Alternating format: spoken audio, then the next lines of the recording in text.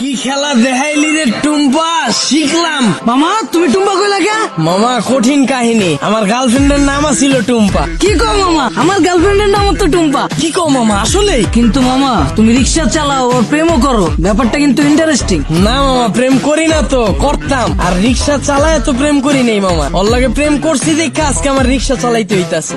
আরে টুম্পা, তোর লগে প্রেম কইরা আজকে আমার হাতে হ্যান্ডেল পায়ে প্যাডেল। কি কও মামা, প্রেম কইরা মানুষ দেবদাস হয়ে যায় শুনছি, কিন্তু প্রেমের লাগে মানুষ রিক্সা চালায় এটা প্রথম শুনলাম। মামা তোমার কাহিনীটা কিন্তু ইন্টারেস্টিং লাগতেছে, গল্পটা কও শুনি।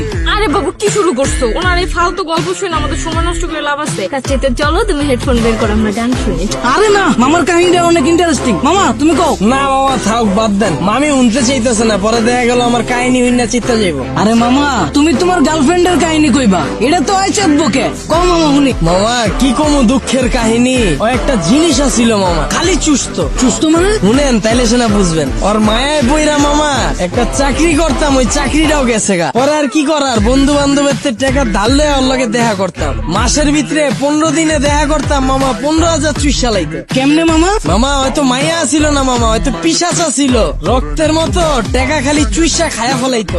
মামা গার্লফ্রেন্ড গেছে কে কেমনে? মামা আমার চাকরি তো চুইসাই দিছে। এরপরে মামা বন্ধু বান্ধবের দেশে টাকা ধার করছিলাম, ওর টাকা তো আর শোধ করতে পারি নাই। পরে আর নতুন করে ধার দেয় নাই, এর লেগে 10 দিন ধরে ওর লেগে দেখা করতে পারি নাই। পরে ভাই অন্য জায়গায় যায় ভাই চুষা শুরু করে দিছে। পরে আর কি মামা, 1 বছরে 10 লাখ টাকা চুষা দিছে। পরে এই 10 লাখ টাকা শোধ করার লেগে মামা এই যে রিক্সা চালাই না শুরু করলাম। মামা তোমার কপালটা আসলে খারাপ আছিল, কিন্তু মামা আমার কপাল কিন্তু চান কপাল। গার্লফ্রেন্ড আমার অনেক ভালোবাসে। আর মামা আমিও কিন্তু আমার বন্ধুদের থেকে টাকা ধার লয়া আর লয়া ঘুরি, কিন্তু মামা ভালোবাসার কাছে টাকা পয়সা আসলে তুচ্ছ জিনিস। কি কও জান? মামা আপনার লেগে দোয়া করি মামা, খালি জীবনে একটাই আফসোস, যারে আম খাওয়া শিখাইলাম এখন আর আম খায় না মামা, আপেল খুঁজে। আর 2 দিন পর পর নতুন বয়ফ্রেন্ড লয়ে আমার রিক্সায় উঠে।